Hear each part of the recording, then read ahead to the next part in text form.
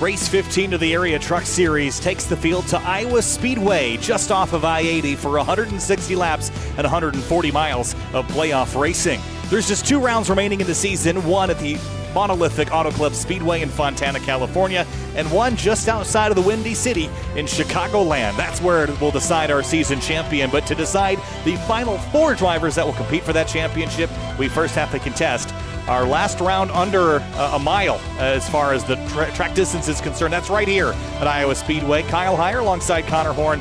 And Connor, it is go time for our 12 playoff competitors that have been whittled down to 8. And this begins round 1 of 2 that will eliminate us all the way down to that 4 that will compete.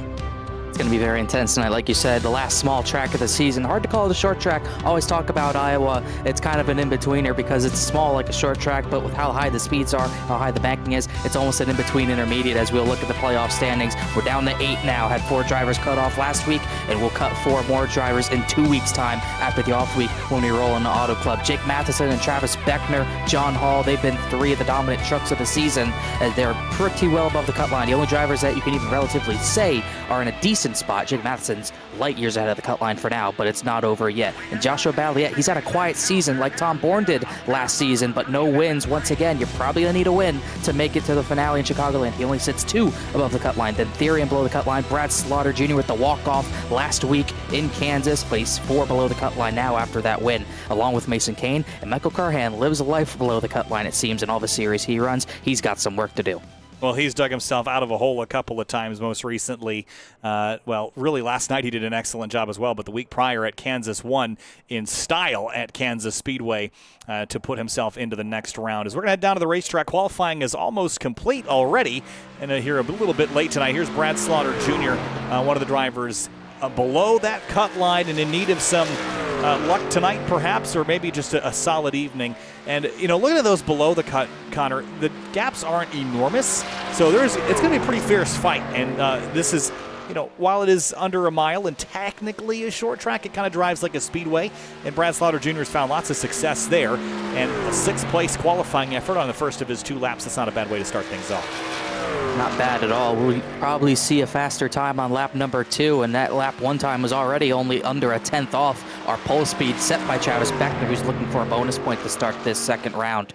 This is going to be tough. We might see the high line come into play. It might be a night race as well. As he comes to the line, pulls it down to the apron to get some extra time. It's a 22.911. It does put him up to the 3rd position. Those times in the top 5 are incredibly tight, as Mason Kane is almost in fact, he is in the exact same situation as Slaughter, 4 below the cut line, needs a good night. Yeah, Mason Kane, as far as you look at his season, across all the series that he competes in, he's always kind of up in the mix. But is he ever really a threat to win? I don't know that he's quite there yet. And we're getting down to the point where if you haven't won races, you kind of need to get to that point because as the cut line shifts up, you need to improve your performance. And we're no longer at the point where a top 10 is going to do you any good. Top 10 could get you here, but it's not going to get you all the way to the final 4. Maybe top 5s consistently, but even that seems to be a bit of a stretch. Mason puts in a 7th qualifying effort, which kind of seems commensurate with a lot of his seasons so far. Eric Weiland goes 25th quick. Tom Bourne's on track. Greg Mitchell is on track, but up at the very pointy end, Connor, Travis Beckner in that 28. Could he be the one to beat tonight in that number 28 truck? I think it's logically a yes. He was our most most recent winner at Iowa was Travis Beckner, led 53 laps en route to victory. It was a caution-filled race, 12 cautions last season here at this track in what was also a night race, 155-lap race. Probably went through green, white, checkered, knowing how that goes when it comes to a late night race at Iowa, and he was victorious. So no reason why he can't do it again. He's clearly fast at the front of the field in the last 40 seconds here. Will be tough to beat him. Greg Mitchell sliding off the corner. That's going to be a trouble spot turn 2 just because of how crazy that banking transition is. But Beckner, he probably is a favorite to win because he is the most recent winner here. Mitchell in the wall and looking to get that bonus point for a pole.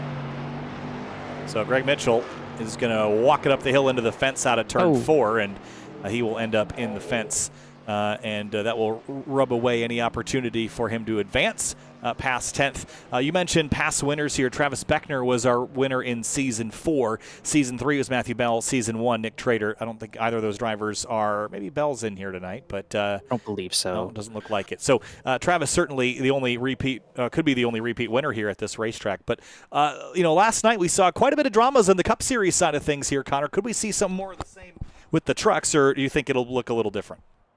I don't think it's going to look too different as far as drama. I don't think we'll see intent wrecks, but you never know what might happen. I think tonight we're going to have a more drivable race truck. The Cup car was so on edge, you could not really push the throttle down after 10 laps.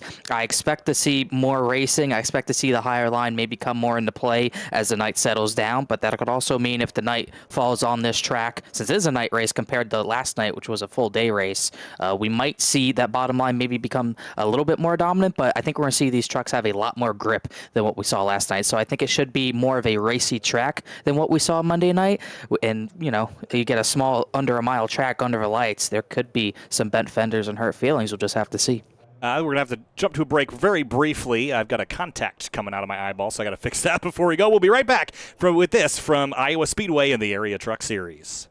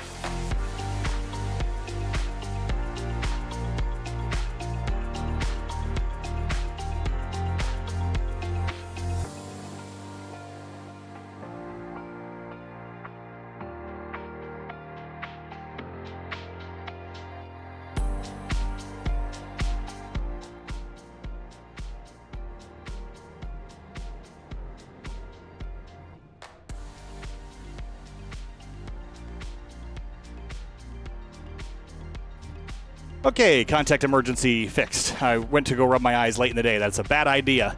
So with that out of the way, we're going to head down to the racetrack for the gridding process here in just a moment's time. We'll get through our HelloFresh starting lineup in just a moment's time. Race fans, be sure to subscribe to the Area iRacing Twitch channel. As a subscriber, you've got Area iRacing emotes to use in the chat. You can also earn double channel points as a subscriber that you can use to redeem for free merchandise, all at the price of just $5 a month. And look at eating healthier in 2024 without having to spend extra money. HelloFresh is here to help. Choose from over 40 calorie-smart and protein-smart meal options each week. Every meal arrives pre-portioned, giving you less time to prep and more time to enjoy your meal. HelloFresh also gives you free breakfast for life with an active subscription. What are you waiting for? Click the link to get started with America's #1 meal kit today and use the coupon code to save 50% off your first box. You get that by going to twitch.tv/Area iRacing and then punching in the chat !HelloFresh. So with that said, it's about time to roll through our HelloFresh starting lineup and kick things off for this 160-lap race. And up on the front row tonight, it's going to be Travis Beckner, playoff competitor, past winner here at this racetrack. He's certainly one to watch. Tom Bourne starts second in the number 16. Then third place will be David Weishart, looking for redemption after a heartbreaking exit to the playoffs last week at the hands of his teammate, Brad Slaughter Jr., who walked off with a victory at Kansas. He has work to do starting fourth. Fifth place, John Hall, the 03. James Shanewolf starts sixth in the 01. Sam Fontaine's had a great qualifying effort all season long. He starts seventh tonight alongside Mason Kane. And starting in ninth place, it's going to be Joshua Balliet in the 07. Greg Mitchell starts 10th in the number 2. Justin Munsel's always hungry, trying to get that win. He looks for it once again tonight, starting from 11th. Shane Therian, 2 points below the cut line, starting tonight in 12th. 13th place, Michael Curhan also needs another miracle like he had last week at Kansas. Bryce Senesac rolls off 14th in the 09. Colin Farnborough and his Valvoline's Chevy Silverado will start 15th alongside Cameron Hurd and his Ford F-150. Hurd was very fast on the short run last night. John Peachin starts 17th, the number 69. Danny Ware 18th in the number 49. Jason Dalton will start 19th alongside the points leader Jake Matheson. His worst start of the season comes tonight in 20th position. And 21st place, JT Poole in the 26th truck, and Adam Kapp starts 22nd in the 05. Bronson Stafford, the number 61. Matt Murr Designs, Toyota Tundra TRD Pro. That's a mouthful. He starts 23rd. Joey Chapman starts 24th. 25th place, Justin Anasogak in the 88. Ryan Nowicki starts 26th in the 74. Then it's Casey Lakatos, Garrett Grant, Eric Wineland, James Scioli bringing up the rest of your field tonight. I just noticed this race 10 laps shorter than it was shown in our broadcast document. So it's 150 laps, Connor. That's going to shave 10 laps off of the scheduled distance for us. Make things go under an hour if we go flag to flag without those 12 yellows that we had last season. Now, pick me a winner, Connor. Points are fiercely on in this series. What you got for me? I'll go with the low-hanging fruit. Travis Beckner, most recent winner here, and he's on the pole. I'm going to go boring and pick the 28. I think it's going to be him tonight. That is a good pick, and looking down the list, I think there's a lot of trucks that could be good one, but I'm going to go, maybe this is a risk here, but Michael Curhan has been up to the task of improving himself and showing up at the front. I picked the 24 to win this race tonight. That is going to be a risky call, but we'll see if it pays off for me. Field rolls out of turn number 4. It's Beckner on the front row. He's going to choose the outside lane for the start of this one. Turn 4 can be as troublesome as turn 2. Here we go, 150 laps, race 15 in the Area Truck Series playoffs, race 3. We're underway.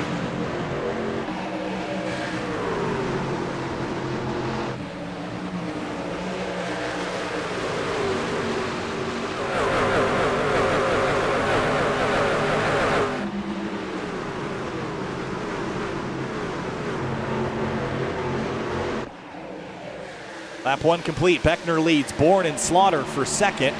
Then Weishart, Shane Wolf, 4th and 5th. Keep an eye on that 0-1, Connor. That's a pretty good qualifying effort for James. Yeah, he did qualify very well. Best out of any of his elite performance teammates. We'll see if he can do anything at the front. He's going 3 wide middle. This is something we did not see much of last night because of how on edge the Cup car was. Really, 2-3 wide was almost non-existent after 10 laps or so. We might see more of that tonight. We already saw it lap number 2. We saw lots of conceding last night. All right, you got it. Go for it at that point. Trucks onto the back straightaway, and the stability is going to come with aggression, I have a feeling. There's Mason Kane on the bottom, that 31. He needs to have a good night. And it seems like it's a tale of 2 below the cut line drivers because Slaughter and Kane are up in the top 10, looking good for their points picture. And then Therian and Curhan down the order in 12th and 13th. So we're certainly going to have to find some more performance over the course of this race. Jason Dalton turn 2. Stay green. He's down below the apron, so we'll stay green for now. Beckner leads, but his gap is shrinking. Yeah, Matt Slaughter's going to be very aggressive trying to get laps led, bonus points. It's what I was doing last night. When you're close to the cut line, whether you're above or below it, you got to get every point possible. And if he can get at least 1 bonus point for leading a lap, that puts him that much closer to maybe advancing on points. So he's going to fight hard for at least 1 lap led here. How hard is Travis going to defend this? This is pretty early in this race, but maybe the aggression we'll see out of Travis early. Maybe we'll see it later. Have to wait and see. Don't know how aggressive he wants to get racing for this lead. I think he knows he's fast. He's got an advantage here pace-wise over a lot of drivers. So we'll see how hard he wants to fight off Brad, because Brad dove down to the inside pretty aggressively in turn 1, but it didn't seem like he had much of a fight, as it's pretty calm up there, all things considered, but this is pretty tight. This is Curhan getting passed by Jake Matheson, like we said. His worst start of the season back in 20th, but he's already climbing up. So moving forward here is the 4 Cameron Hearn. Justin Munsell just ahead in the number 6. Another one trying to move up, always so close to victory. It seems like the past few weeks he's getting a squeeze from Greg Mitchell there, but just can't seal the deal. And now not his best start compared to what he's been doing the last few weeks. So trying to drive the outside, trying to use that middle line that we didn't see all night Monday night. This is a lot of a field. You can see the groove already high. A lot of drivers running like the 3rd lane. Yeah, it's getting pretty interesting on the racetrack. I just had to stick my head up and take a look out the window. The weather is getting wild here in Chicago tonight. Big temperature drop. We got lightning and thunder and heavy rain, and all just kicked off, and I was wondering what that big sound was. Anyway, for 2nd place, make that 3rd, there's Tom Bourne, James Shanewolf, and then David Weishart in the 33, making his presence known here up inside the top 5. I like we said, heartbreaking last week. A speeding penalty put him behind, then a late race crash. He was out by, it was something like 7 points. It was incredibly close, and it was Slaughter, his teammate, who won at Kansas to knock him out. But he's still looking for redemption, still looking for wins. Starting part last night because his setup was just that undrivable, but seems much more drivable tonight as he's inside the top 5. 10 laps complete this time through, and we're 1/15 the way through this race. Both side by side but deeper. There's Greg Mitchell, Jake Matheson in the 52 that you pointed out earlier, had that poor qualifying effort. And his progress is forward. I wouldn't consider it quick, but it is forward. He's up 8 spots. 8 spots in 10 laps, not too bad as he's moving up. Michael Curran, Shane Theron are moving backwards, and it shows on the cut line, while Slaughter and Balliet are tied for that final spot. Theron and Curran, they're to finish where they are right now. It's not going to be good for them as far as going into Auto Club in 2 weeks' time. There's a quick look at the points picture. We'll try to keep you updated throughout the night as best we can, but with Beckner leading, that would lock him in. Matheson still ahead by 29, and Brad Slaughter Jr. dangling in and out if he gains a spot or loses a spot to Joshua Balliet. This 07, Connor, is another one of those drivers that has performed very consistently, very well. But is this the stage of the season when you need to start putting up or shutting up as far as winning races? How 100%. much further can you go? I think you need the win here. We talked about a pre-race. He's side by side with the guy who was in the same situation last season in Tom Bohr, and he was so consistent all season long, got him to the round of 8, but he could not get a victory, did not have good enough races to advance to the final 4 and get better than those top 4 drivers. We got a caution on the track. It's in turn 2, and it is anywhere, yes. One of them involved. There looked like there was a couple of cars that were trucks that had gone around. Let's see what we can find. Simrat Market replay. This is on the other end of the track down at 3 and 4. Does this brew a bit before it kicks off? The very back, JT Poole, who is in this, who he was did not make the last 2 races. Oh, he got a boot from the 05. That Caps, it is Caps. Yeah. That's he just kind of went through 2 drivers and took them both out there. Let's judge the braking. Almost got Sean Peachin as well. That was almost like what we saw at Indianapolis with the accordion effect, but really early for that. Just, I can't imagine it was intentional, just a misjudgment in braking capacity and where everyone was braking. So that slows us down 14 laps into this, as we'll see what happens with tire strategy. 4 sets you can use to your advantage. I would think it's maybe too early for most drivers to take it, but Slaughter and Weiss are always different on strategy. They'll come to pit, as does John Hall. So majority of the playoff drivers are actually going to come down this time. Interesting. I thought it was a little early, but yeah, if it goes green, it can work.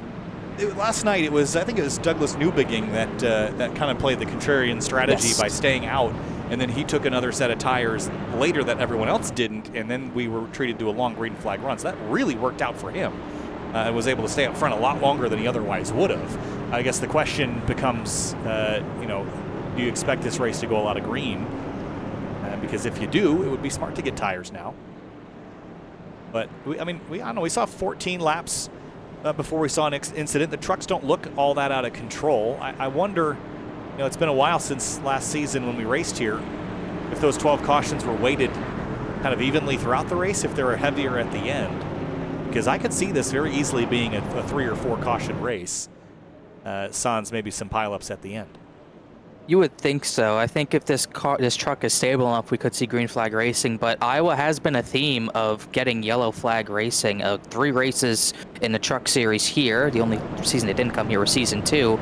Every race has at least had 8 cautions. Season 1 and 3 had 8 apiece, and then season 4 last season had 12. So we'll have to see if it's more of the same. I think all 4 races here have been night races. This one's more of a day-to-night transition race, so maybe that plays into a factor. Maybe the cars are too gripped up, and maybe the racing gets too crazy. We'll have to see what unfolds tonight. But right now, it's, everyone, like you said, it seems everyone's under control, and no one's really doing too much slide, and that was just a mistake that caused yellow number 1. Officially changed my car number to 2x4 since I work at Home Depot and walk around with 2x4s.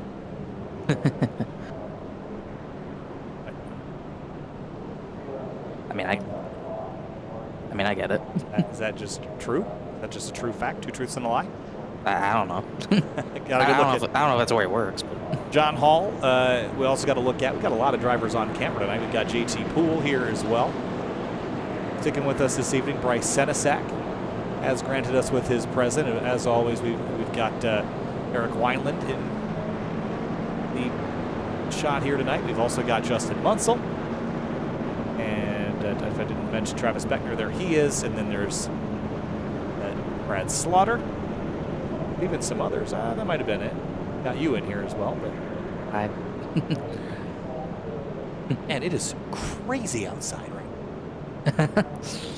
It's all nice here.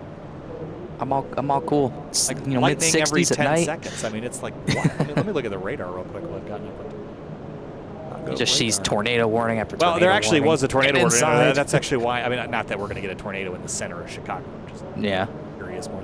Oh, it is nasty, dude. Uh-huh. Oh, it's about to really pop off. If only we could get a live on the screen, a live radar. We might get that once rain comes. I don't know how that would work. I totally can't here. Let's do this.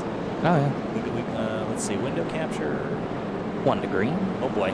Ignore this for a moment. Here we go. So, I wonder if this will show.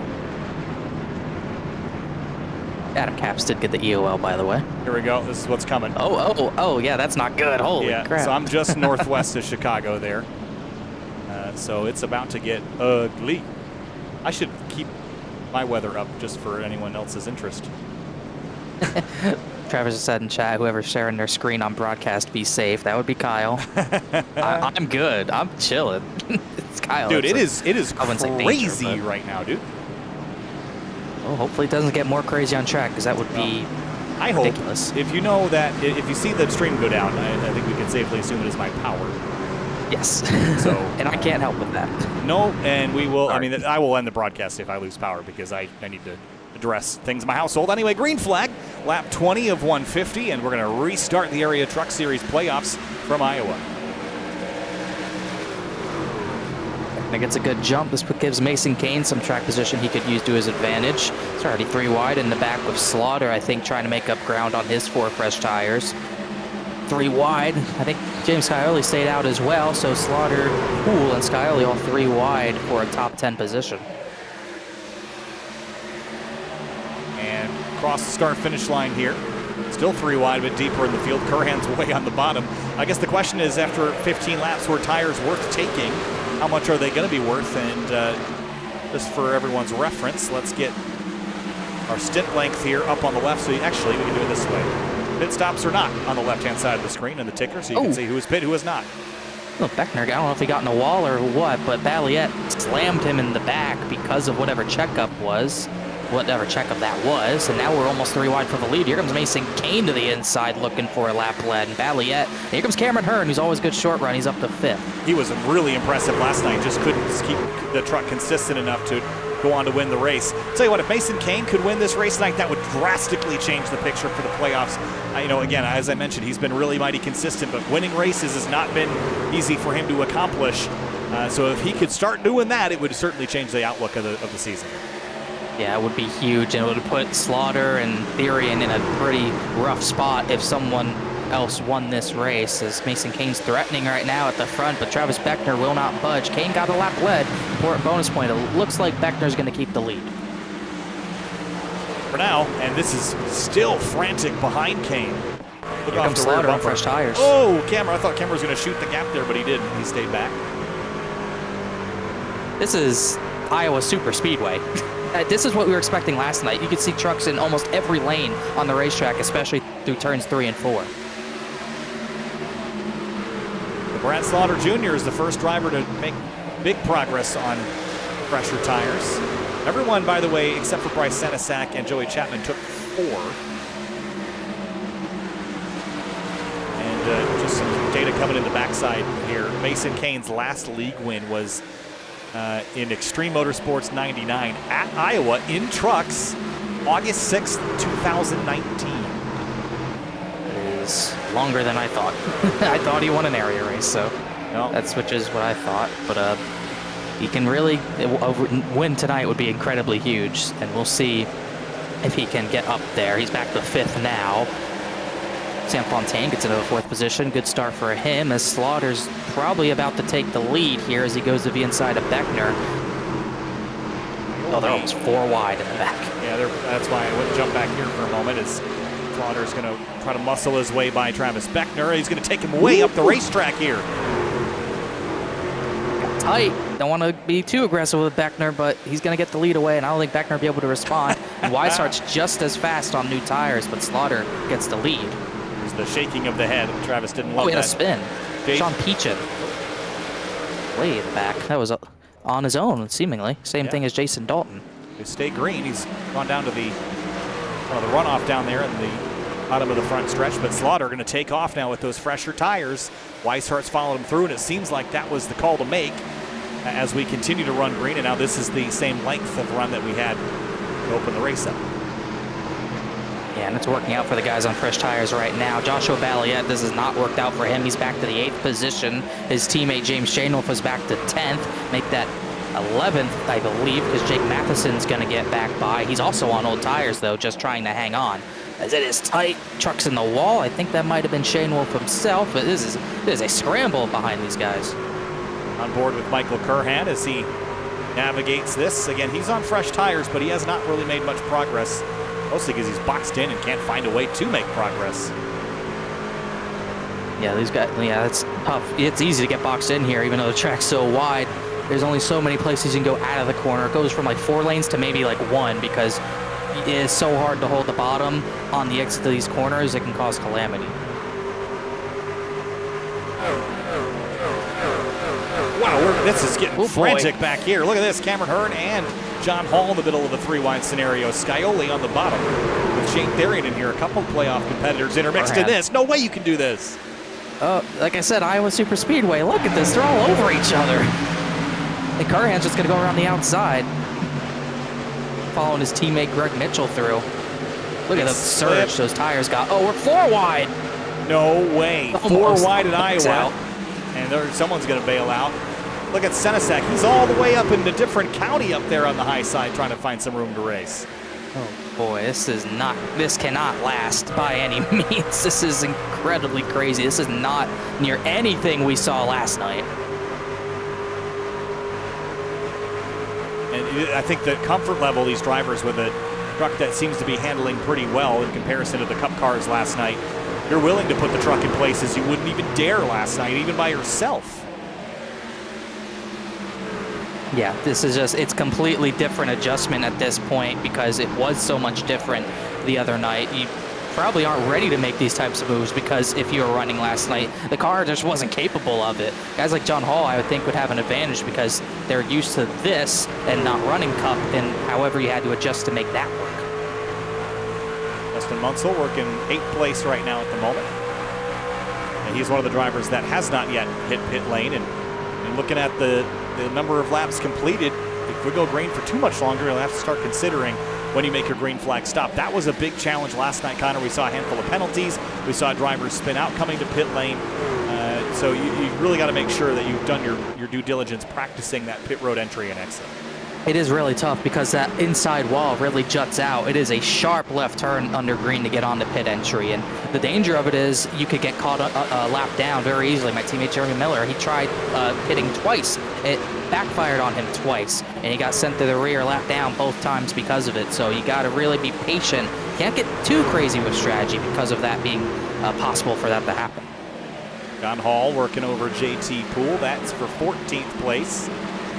Got 15th right behind Mitchell and Therian, and then 0-3 dropping to the inside. So for 5 drivers, the tires have worked. For the other 5 or 10, it has not really done much of anything.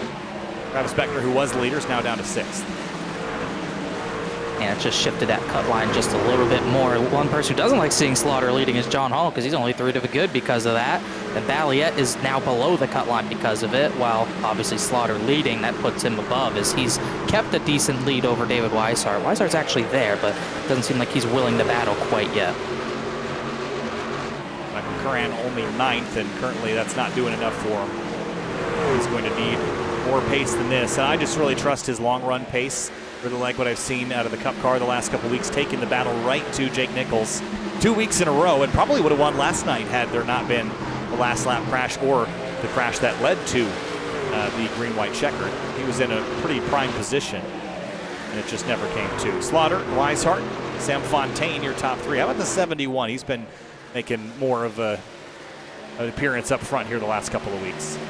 Always qualified well this season. Hasn't gotten too many finishes to go his way. 3 top 10s, 1 top 5, which was at Talladega. But the short track at IRP was one of his top 10s. So obviously got new tires, and he's making them work so far. And you can see the gap most of these drivers on fresh tires have made. Those top 5 from Slaughter to Fambro are pulling away. You can see, look at this gap. Those 4, then Fambro just got by Beckner, and he's starting to pull away. But past that, still pretty big scramble. Yeah, we're seeing track temperatures drop as the night is near, and that's going to grip things up as well. This is pretty exciting as Eric Wineland splits the middle here between the 2 and the 7. Then there's the 5 of Garrett Grant, the 0-5 out of Caps, and a handful of others. Cameron Hearn has dropped all the way to 26th. That's kind of what we Caps saw from last night. Oh, man. He got put in a hard spot there. Sure did. It's like Therian's going to get the 10th. This has really not worked out for Joshua Balliet. He's outside the top 10, and he's still falling as John Hall's to his back bumper now for the 11th position. Lots of slipping and sliding and scrapping back here outside the top 15. But clicking away laps. Oh, man. And just ahead of him, Shane Wolf, center 3 wide, JT Poole on the outside, and Senesac on the bottom. Oh, JT, big sideways motion. He'll save it, but he had a little contact there from Shane Wolf that sent him into that dizzy. We're starting to see those trucks get sideways. Even if you're on new tires, it is not fun, especially when someone's on your rear bumper like the 01 is. So they are getting squirrely off the top groove, at least, as he goes into turn number 1 under Senesac regardless. I couldn't tell if that was a Harrison Burton shirt or not, but either way, he's faster than Harrison Burton right now. It's Ricky Rudd, even better. Ricky Rudd, yeah. That's a nice one, tie-dye. The battles continue, but deeper in the field. Slaughter Jr.'s got his lead up to half a second out front. Kind of fighting over that outside line a bit, leaving turn 4. Turn 4 was the trouble spot last night. This car upset, didn't want to grip up. How about this, though, Connor? Of the 8 playoff competitors, all 4 of those below the cut line are in the top 10. But it's pretty crazy how, because of this tire strategy, how spaced out some of the playoff drivers are from the front. It's Brad Slaughter in the lead, and then you got 4 non-playoff drivers in the top 5. Then you go back to Beckner and Mason Kane, and then you get to a big chunk, the 9th to 13th, all playoff drivers. And the lowest running of them all, probably the most surprising part of it all, the lowest running is Jake Matheson in 13th. He's not really had an exceptional night. Again, I know he started down the order and has not yet come to pit lane for tires and conserving some. I think we'll see him up front towards the end, but for now,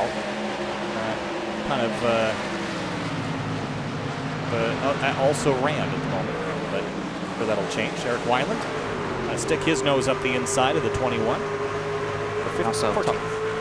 Also talking about, new old tires might being the issue.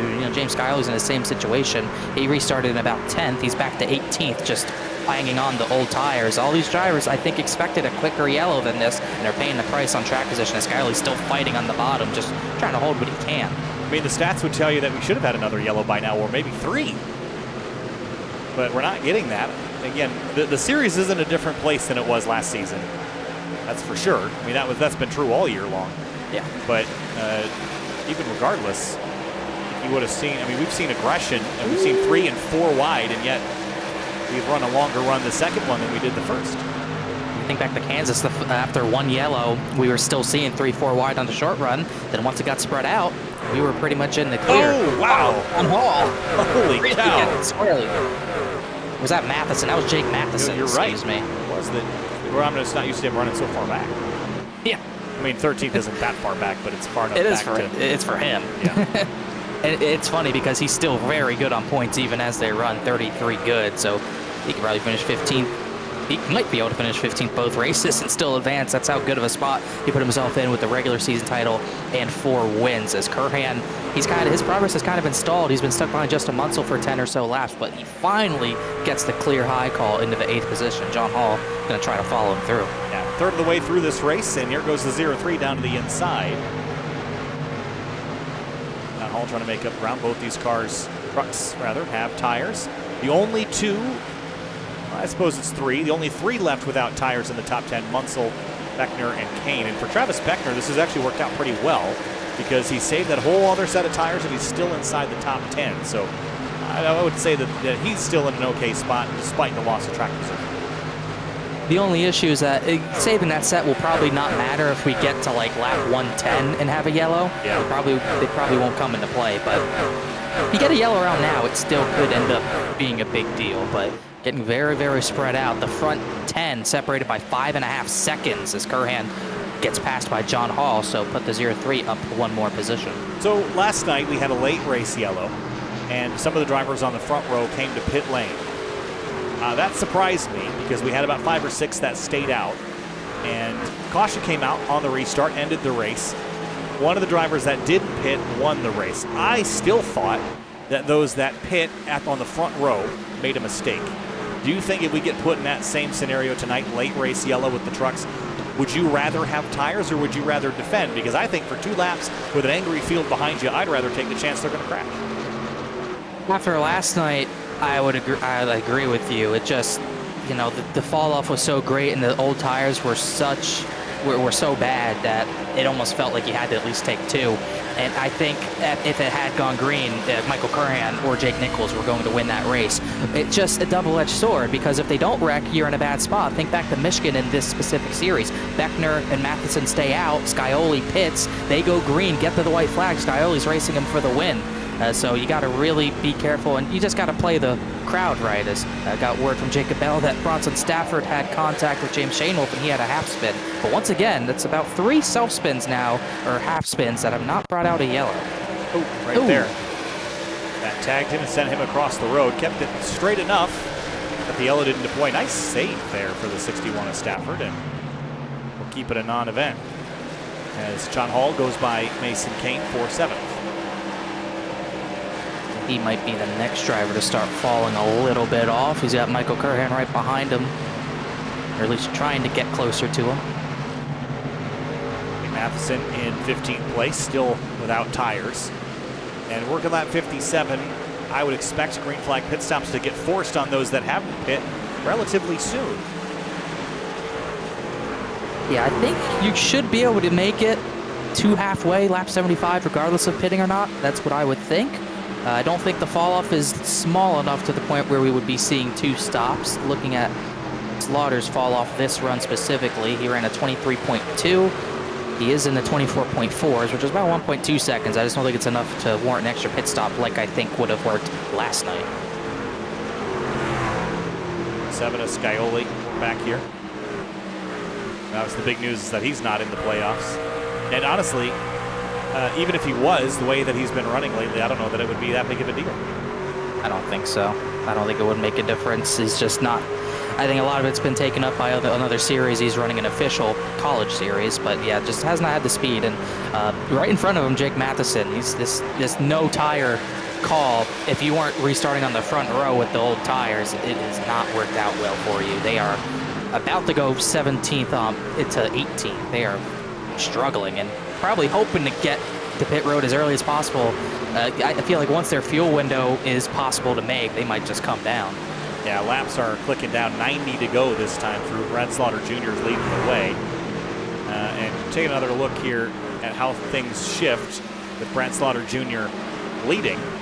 That cut line puts Therian out by 15, Mason Kane out by the same, Valiette out and Kurhan out. So with a driver that's below the cut line winning, it shifts everything by 1. And for some drivers, wow, 52 and Danny Ware almost having it coming together there. That was exciting. I wonder if he's pitting because he got to the bottom. Yes, he is. That's what I figured he was getting down for. So he's going to be the first to bite, really sliding in, but he gets in clear. And you should be going to the end from here. So this will be an 88-lap run. That's a lot. The fuel went. I feel like the fuel should be good, but if we see people pitting a little later, we'll see if there's any difference. He's basically betting on this going green to the end, right? Because you wouldn't want to do this for any other reason. I don't know that I would bet on that. I just don't think we're going to have 12. But he's probably the only one left in the playoffs that can make that decision and be okay with getting caught by yellow. With his points gap, he can afford to probably do this. And he was not going to win by going as long as everyone else on those old tires.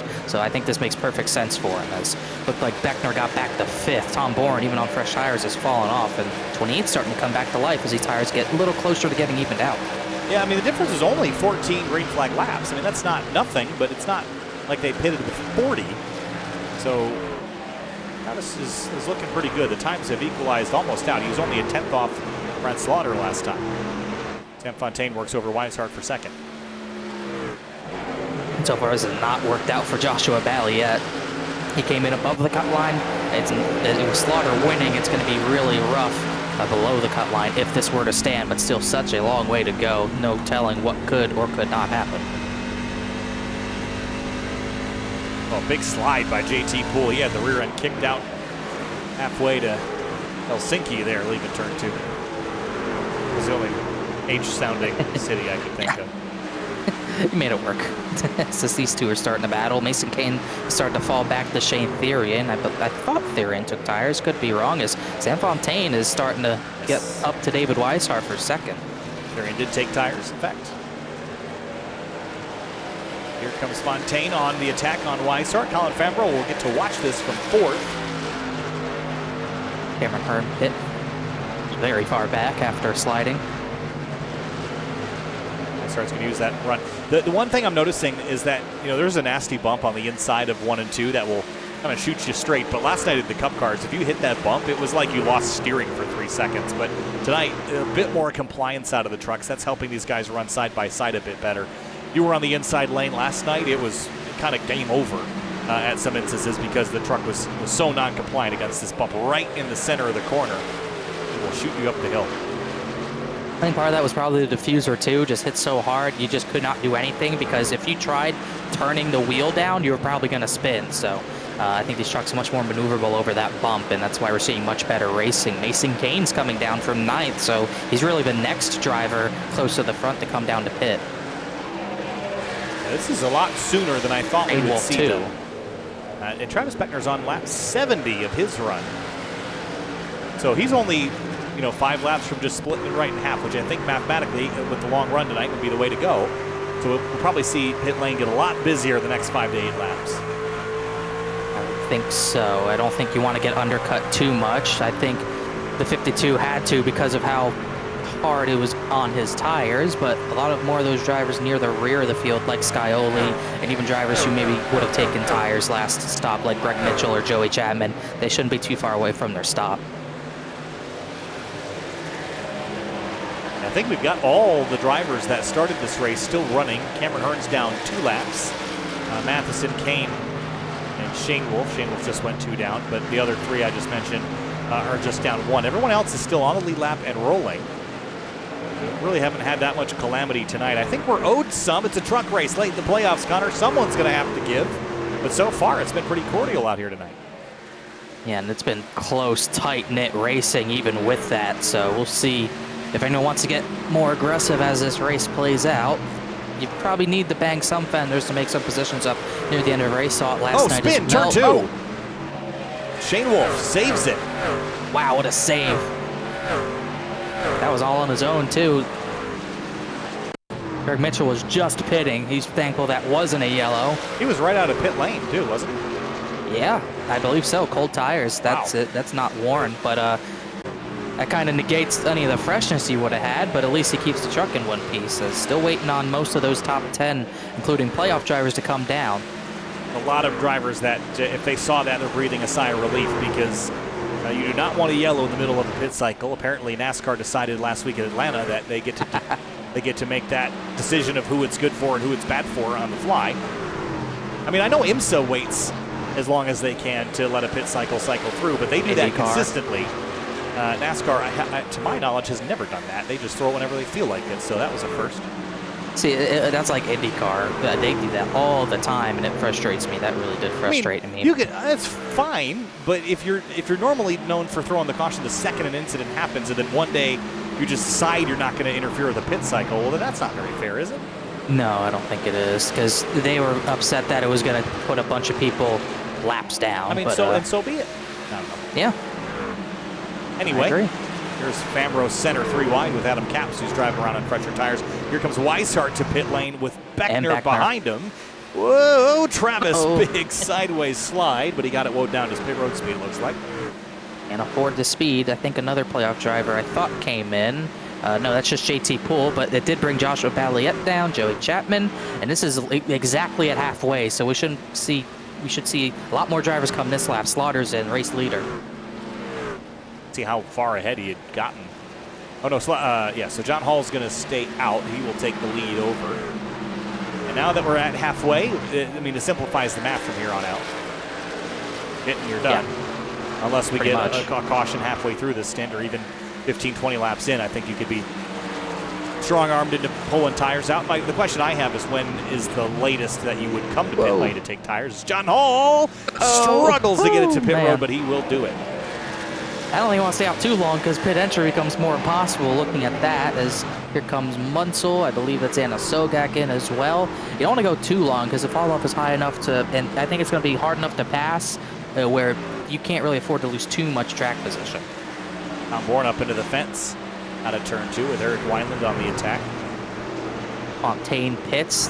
Curhan stays out a lap to get that bonus point, just like John Hall did. And I think I would expect Theron to be trying maybe the same thing going this long.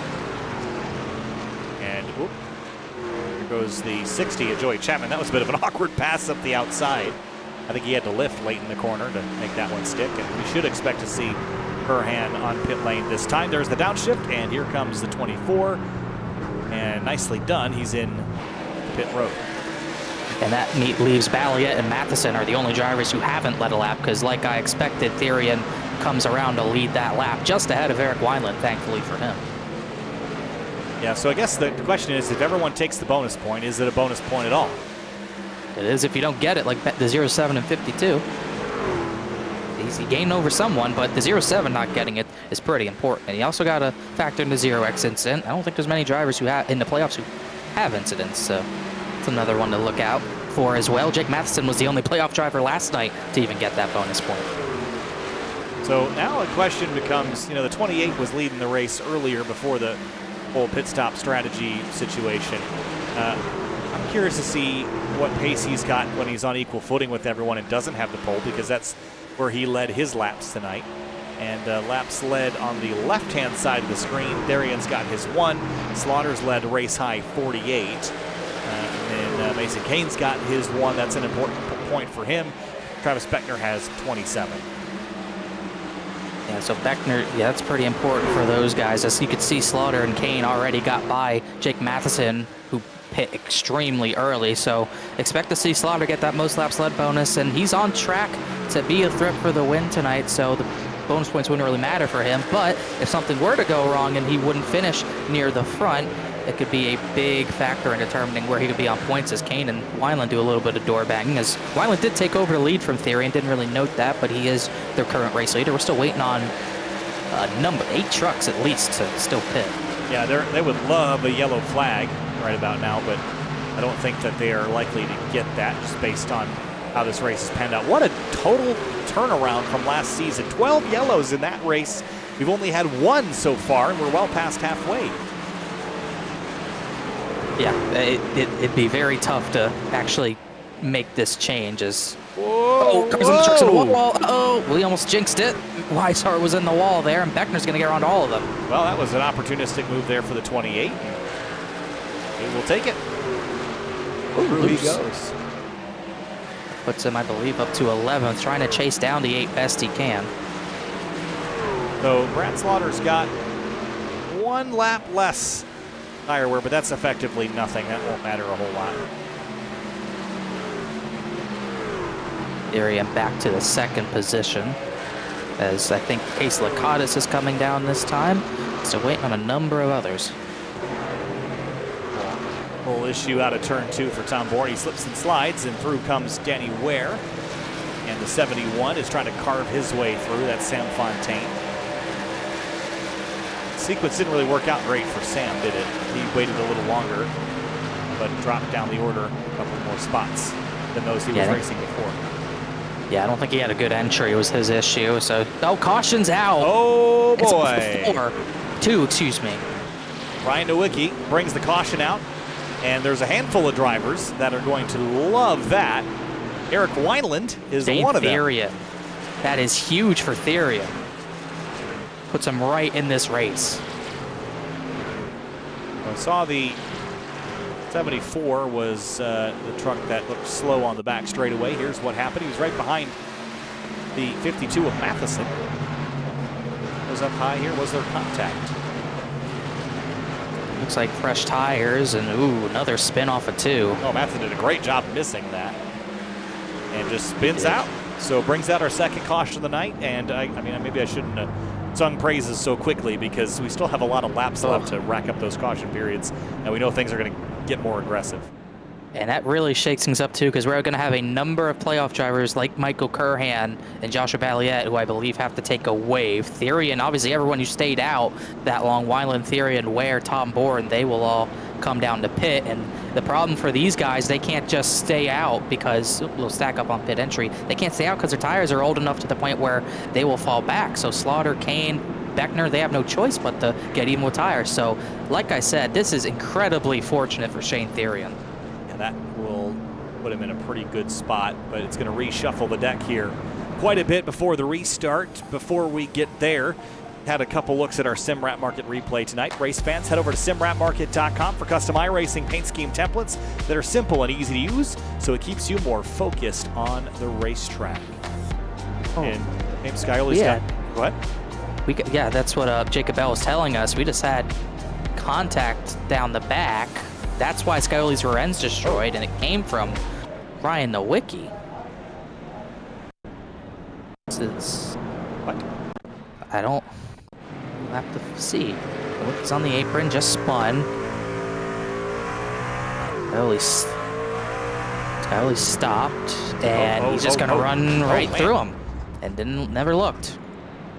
Yeah, I mean, I guess two questions I would have is, why was the 7 stopped? I mean, I know he's off the track. Why stopped? Don't know. He had just pit under yellow, and then he stopped down the back and got killed for it. And then the next question I have is, why the 74 just drive into the back of him? Now, I'm not willing to rip Brian over this for one reason only. The possibility of, if you have HDR on, that sun could actually be in your eyes. Could be. So I'll give him the benefit of the doubt on that one, but I mean, one thing I will say is I don't really understand why he would be driving below the line.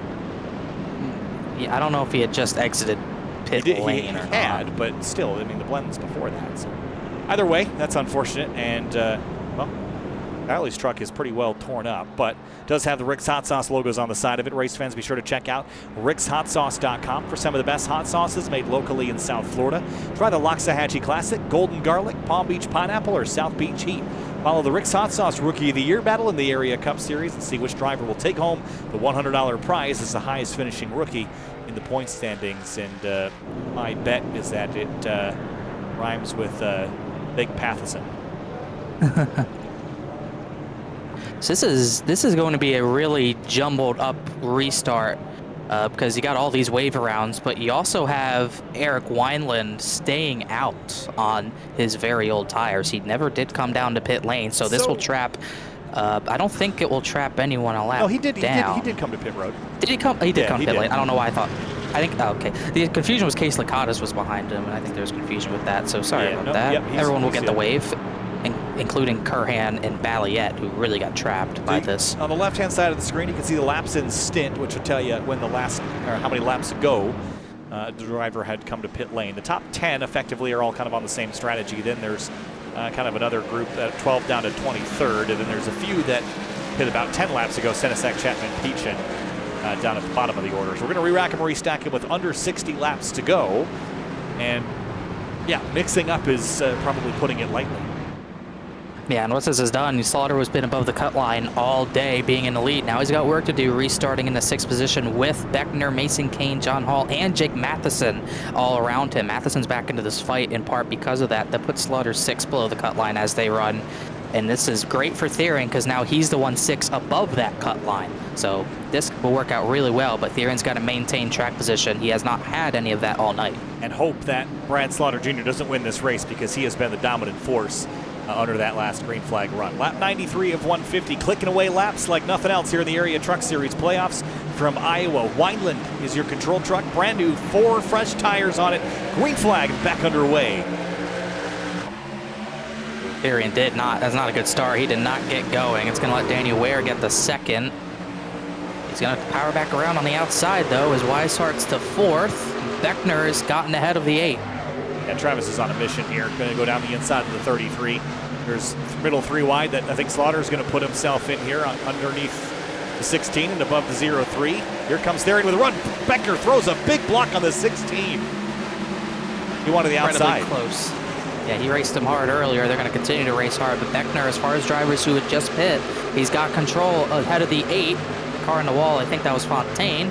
But he keeps it straight as Theron hunts for the race lead. Weishart's trying to follow him through. Matheson is in the middle 3 wide out of turn 4. No, that's actually teammate John Hall. Matheson on the bottom. Theron takes the lead away. That'll change the points picture quite a bit. But how long will it last? Depends on when Travis Beckner gets there. I would say he's made much better time up than everyone else around him. Brad Slaughter's actually fallen back a position as they run. And I've always said to give me a late race necessary pass to make. You give me Travis Beckner and you give me a truck that's not torn up. I'll take that 28 bet anytime. Up to 3rd and on a mission. The question is, we're still a long ways from the checker. Can he keep it up there and not burn the rear tires off it driving this hard? Oh, crash behind him. The 8. Slaughter. And he's going to spin on the back straightaway. And he's going to get... Balliet got spun as well. Balliet's in the inside wall. Holy cow, Brad Slaughter dodged a bullet. He dodged 2 bullets. He really did. How hard did the 0-7 hit is the next question. Pretty big hit. He should be able to continue, but he is going to reset. Oh, I thought that was going to be good enough to drive away, but that is huge for his playoff chances. Brad just gets loose on his own. Big tank slapper bounces off John Hall. Whoa, Michael Balliet gets drilled. That was Cameron Hearn, I believe. Hearn's destroyed on the apron, actually live from this, I think. Oh man, that's not a good ARCA break, and then slams Garrett Grant. And then, he gets hit by involved? Greg Mitchell. Yeah, Greg Mitchell in there as well. Oh man, that Ford just walloped him. Kyle drove him. That was a bigger crash. Yeah. It was a bigger crash in 3 than we thought as well. It was almost an after. Yeah, from this shock. angle, though, you can't see the 8, so I don't really blame him all that much. I mean, look, watch here. I mean, the 8's spinning, but he can't see it. And then right here, watch the car ahead of him. Bam, stopped. I mean, that's a hard one, but that was a big hit. So he's really a victim as much as everyone else is, other than the 2 piles in there. Bryce Senesac, Shane Wolf got some damage. And the craziest thing of all that is Slaughter getting unscathed. That's another thing. I almost want to look at that again, because that should have been so much worse. As we'll look at Greg Mitchell's view. He's trying. It just got hit from behind. Senesac runs out of room. He dodged the biggest bullet. I mean, he could have gotten hit right there from Curhan, and then wow. And then Balliet had no control either, so the fact he didn't hit the 8 is incredible. The 24. I mean, he owes the 24 a beer. I mean, watch this. He had no clue where Slaughter was going to go. Just barely look at the second speed that the 0-7 slid by. He passed Slaughter backwards here. Just gets a huge shot. He passed him. I can't believe they didn't hit. There's so much energy. Gosh. We'll end the night for the 0-7 and the 4. Tim Scioli will take this opportunity to repair more of that 7 from the previous crash under yellow. This is our 3rd caution, and we will restart with under 50 laps to go. All right, well, things have picked up. And now everyone from 14th on back, and Brad Slaughter in 12th, has come to pit lane. We'll pull this back up again on the left. The top 12 or so have 10-lap-old tires. Everyone else has brand new tires on their trucks. No one took 2. Everyone's taken 4, except Brad Slaughter, I think, might have just come in to fix damage, or Take a top off on fuel? I don't know why you do that. 4.5 second stop isn't long enough to do tires. Yeah, I don't. He might have just gotten more damage repaired. Truck looks, thankfully for him, relatively clean. Yeah, I think the only place he really got hit was the left front a little bit when John Hall hit him, and that looks relatively clean. Looking at John Hall's right front, I think is where he got the hit. That looks pretty clean as well. So that was about the only contact, and they all got away with it, and is really shaking the playoff picture. This is by all means going to put Joshua Balliet in a must-win situation. And Michael Curhan came down to repair damage. He's down in 16th. He can recover from this, but the way the cut line looks, almost everyone below the cut line might be in a must-win by the end of this race. Yeah, and it wasn't like this. I mean, when we rolled in tonight, I think the farthest truck back was, what, 8 points? Maybe 12? I mean, it has Saw changed. just getting the EOL, by the way. Yeah. But now, I mean, the closest truck to the cut line is 13 back, so now the turntables, 1 to green. We still got to see if Therian can get away at all. It seemed like he struggled to get going. Eric Wineland's back to 3rd at this point. Or actually, no, he's 4th, and Beckner will be 3rd. It's going to be tough to hold off the 28, but he might try to hold him off by all means. Don't forget about what happened in the Pro Series of Bristol between those two. Good point. And it's the same situation as Bristol 2 tonight, just bigger stakes because it's to get to the Final Four at Chicagoland. So Therian knows what Beckner would do. Now Therian could have the chance to return the favor if he so chooses. So 49 laps to go at the restart. If the game wasn't on, it is now. Track temp continues to fall, at least measured with the thermometer, measured in hype and excitement. The temperature is rising very, very quickly. 49 laps left. Therian gets going. Beckner immediately jumps to the inside of the 33, waiting for nobody. See how Weishart races him here, 3 wide. Now it's for the lead. Weishart squeezed into the middle. They made a little bit of contact, but Beckner's going for it now. 3 wide for second, down the back straightaway, getting very tight there with the 21 on the outside. The 33 drove in there hard to try to keep Beckner back, but it is going to be a tough sell. Here goes Wineland 3 wide. Oh, down the inside, not enough juice. And this is good, a little bit better from 38. Weishart's wiggling up off the corner, though I don't think he can hold off the 28 for much longer. They doored almost into turn number 3. Beckner, once he's clear of that 33, who knows what's next. Weishart's coming back, he's going to go to the bottom. Therian's got to try his best to keep it in the lead, but also not wear the tires out, trying to get a big lead. But this gives Beckner the top. He's way up high. Whoa. No grip up there. No grip up there for the 28, but he somehow managed to hang on to the thing. And it's 2 and 3 wide back here. And the Mason Kane truck splits the difference between Wineland and Tom Bourne. They're packed in there like sardines out of turn 4. This is what gets drivers into trouble when they try to fit 3 trucks into 1 lane. Mason Kane's in the middle of the sandwich with Wineland. Once again, like a super speedway, we're 3 by 3 out of turn number 2. Yeah, this looks like the start of the race. We managed to get out of it then. We'll see if we can do it 100 and some laps later. Matheson's in the middle. He's still to the good. Oh, crash! 26 to pull. Spins. The 18's with him. Caution out. Ooh, everyone else got by that somehow. Yeah, just 2 trucks. And, I mean, go figure. They're bouncing off each other.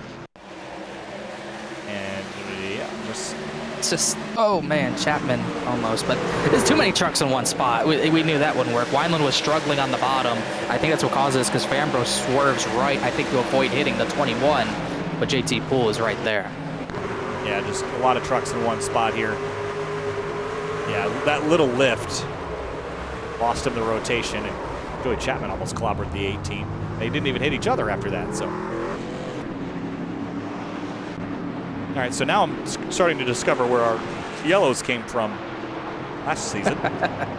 Yeah. I mean, it's still only 4, action. but we could rack that up pretty quick. Man. Be careful catching up to the pace truck, guys. Jeez, they almost stacked 10 trucks just stopping for the pace truck. It drives pretty slow around here, doesn't it? Under 50. It does. We might see some strategy. I don't know. No, about Weishart stays. So does Fontaine. So does Matheson. So does Munsell. And Curhan. and the 8 of Slaughter. So I'm kind of shocked these drivers are taking fresh tires. We haven't gotten much green flag running. Crew Chief Kyle is very angry. I just like track position here right now. Especially with what we're seeing in the mid-pack. I don't want to be a part of that. I don't want to be in it. You're right. That's the biggest thing for me is, sure, you got fresh tires. It doesn't matter if your hood's in your back seat because, you know, you get 4 wide at Iowa. You can't do that. So I don't love this idea. We'll see if it pans out. We're whittling the laps down. I mean, this is going to be a very long 40 laps if we get a bunch of yellows. This could be a very short 40 laps if we get this green. So it really is up to the luck of the draw. Yeah, this is really when it becomes a little bit of a lottery. You're going to have playoff drivers that pit outside the top 15 for the most part. Beckner is probably the first truck off pit road in 16th. Shane Thierry in that track position, he got at a good time. It's all gone. He's now 19th. As I like this call from Michael Curran because he was not running well. You know, Travis doesn't like the strategy by the others ahead of him, but this gives Michael Curran a good shot to maybe gain points. He restarts 6th and gives Jake Matheson at least a little bit of track position to work with, which is probably for the first time all season. It's something he hasn't had all race.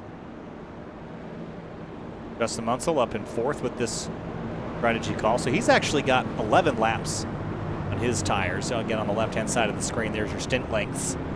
Keep everybody squared away.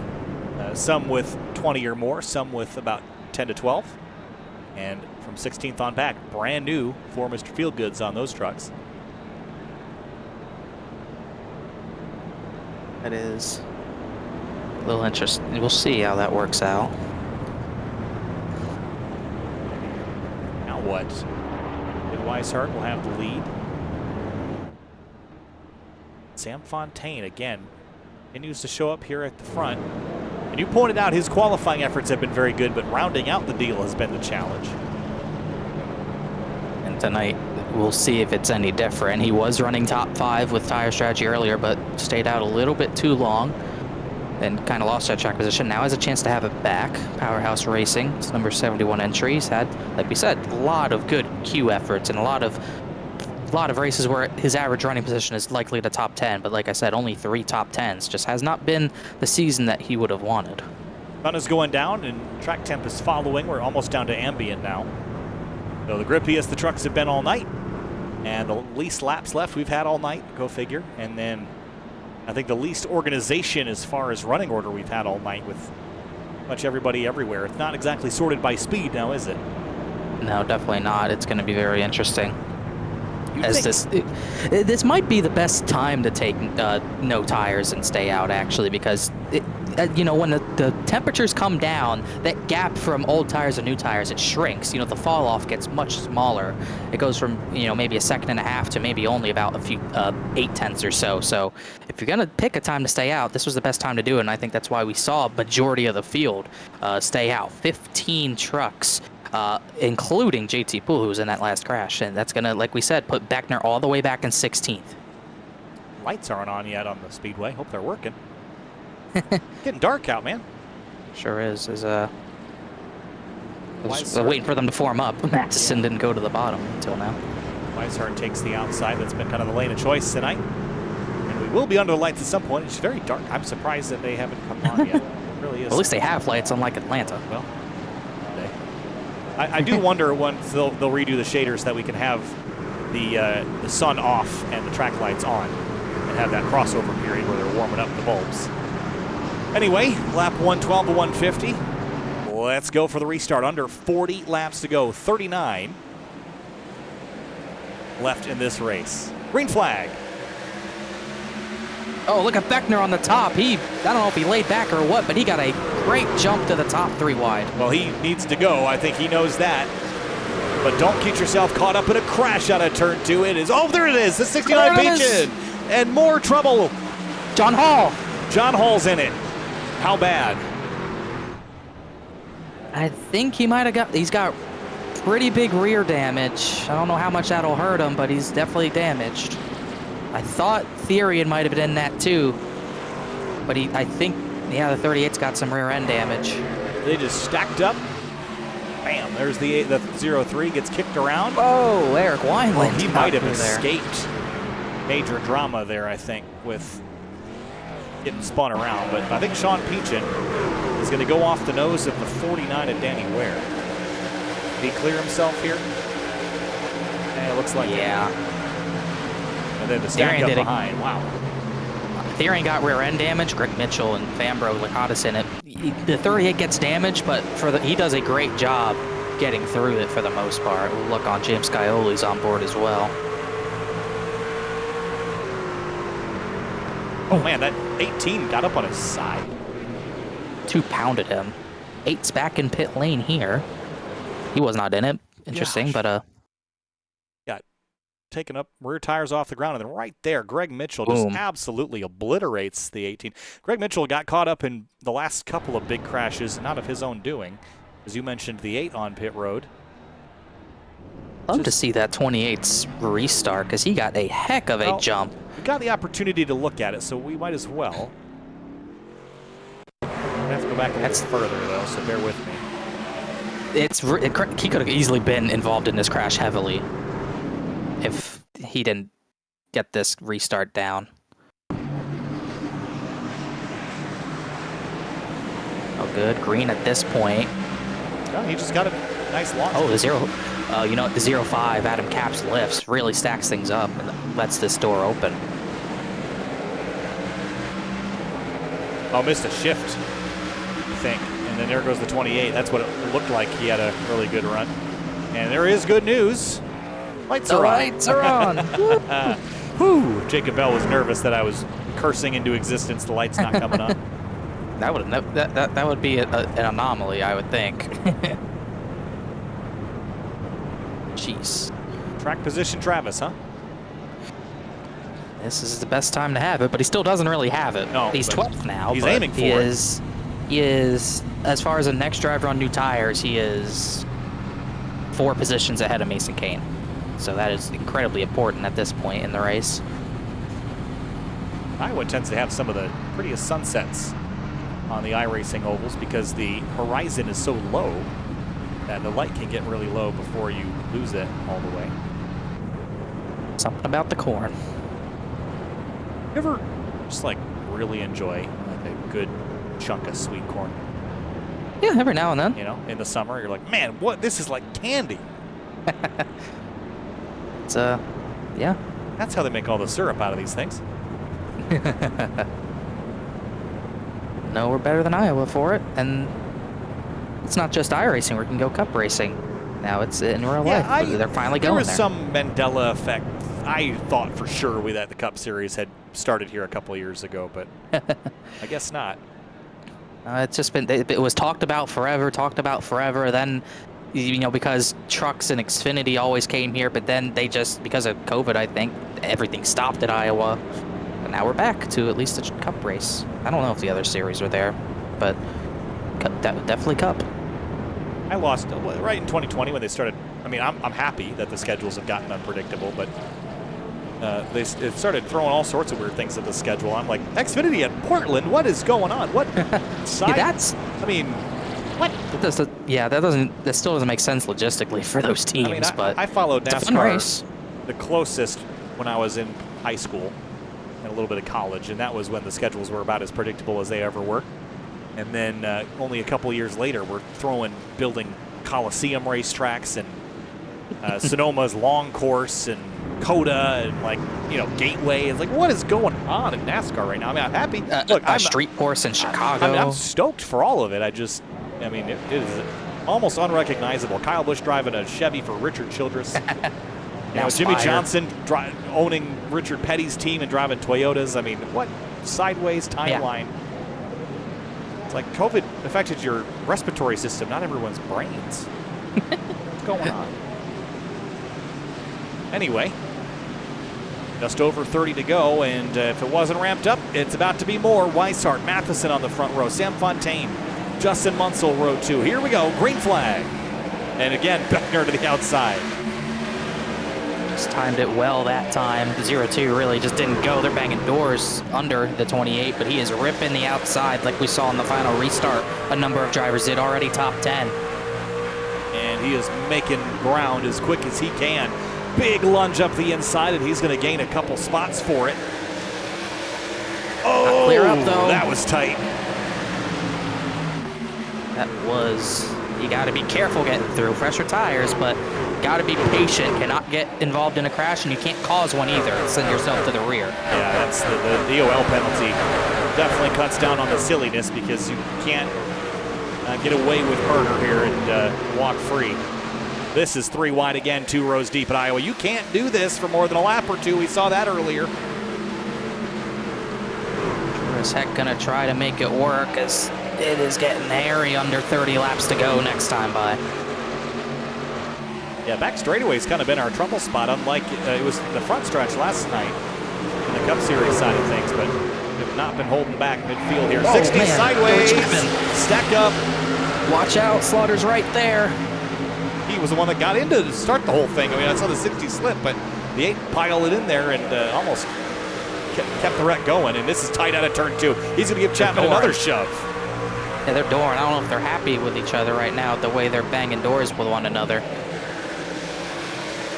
I don't like this position. Slaughter's just trying to cut through the fat here and make his way to the front, but it's going to be very difficult to do that. We'll run Shane Wolf up the hill. That's where the racing's been the most volatile, at the back of the field, it seems like. Slaughter's trying to rush back up there. Yeah, I mean, the front is all tough. pretty cordial and well-behaved. It's been the mid-pack and back. I see Beckner clear Senesac by half a nose. They had issues last night as well. Turn 9 turned them pretty much after the checkered flag, but gave the 28 a break there as now Beckner hunts Michael Curhan down. Tries to, Bourne's 3 wide. Oh, look at the 16. Sent that from Missouri.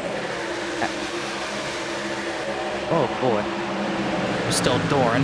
Beck there behind Slaughter now. Almost side by side for 3rd. Weishart and Matheson have left that battle. And it's Fontaine and Munsell ahead of Curhan.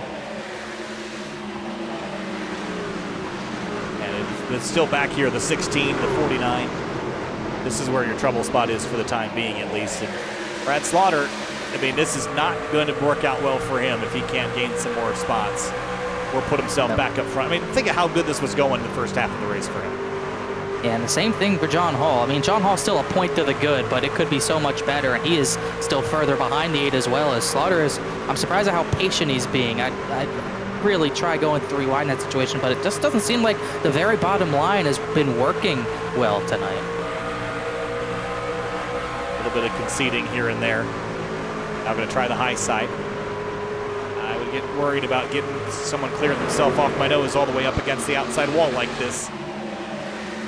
That's kind of where the groove's going, though. A lot of drivers starting to run that much higher line, including Curhan, while Beckner gets by him almost for the 5th position. Oh, Slaughter just turned Jason Dalton into turn 1. Oh, Dalton my slammed gosh. the wall. Big no caution. He's going to come to a stop. I think that truck is broke. He's caution. Yep. And there it is. He hit the wall a ton. He killed it. We heard it hit the fence. Beckner did get 5th before that yellow flew. I'd be shocked if we saw a majority of drivers pit. Let's see what happened here. Dalton hits the wall on his own. Oh, the 8 was kind of shooting a gap there. There's that hit. Gosh, that was a hard hit. Yes. Yeah, the 0-2 slowed down so much because he hit the wall down the tri-oval. Slaughter went for a gap that really wasn't there. And Dalton just slams the wall hard.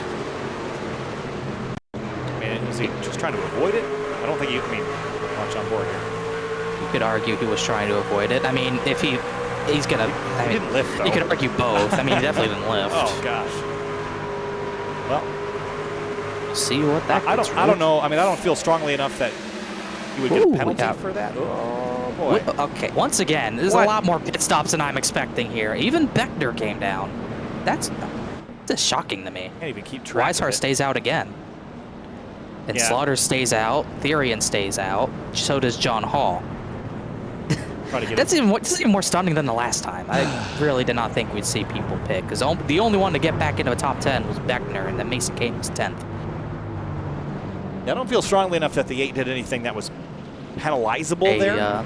they did call it a racing deal. Yeah, again, it's like, I don't know that it's not penalty worthy. I don't know that I would have kept my foot in it there. I don't think that did the 0-2 any favors.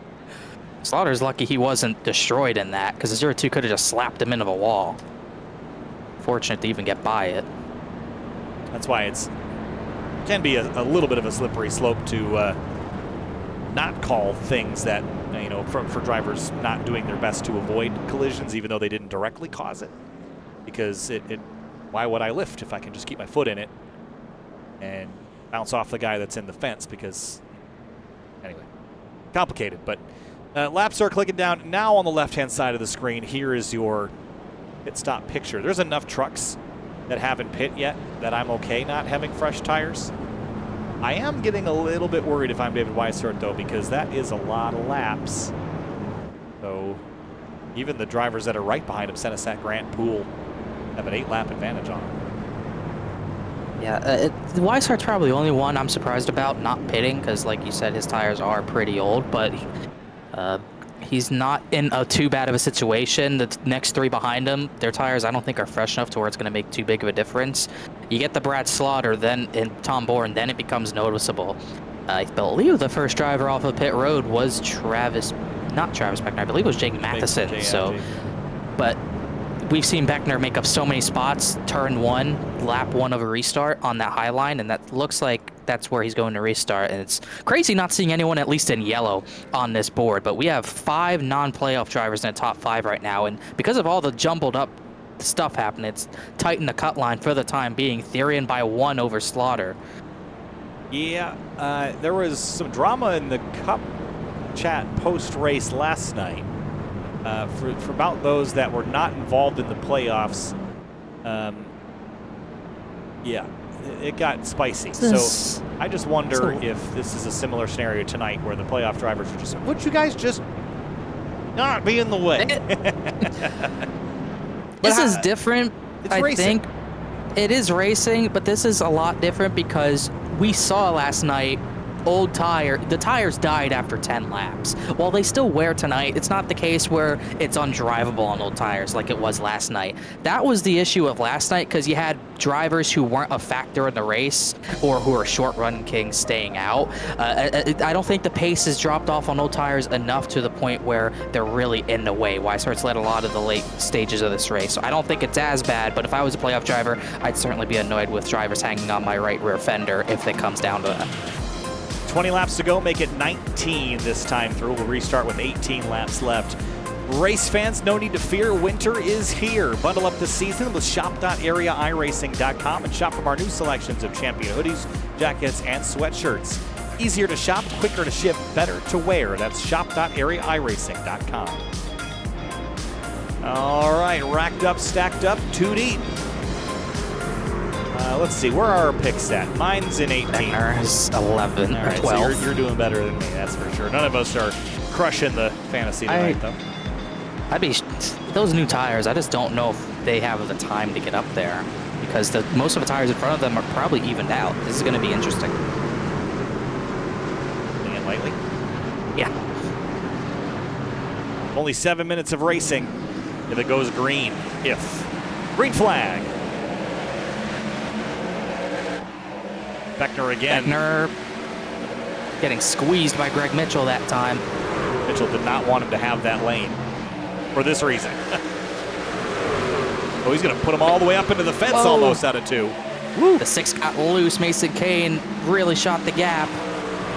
Now Beckner goes under John Hall, well, he goes under Matheson, but Matheson is on the fresh tires and he's ahead of the 28.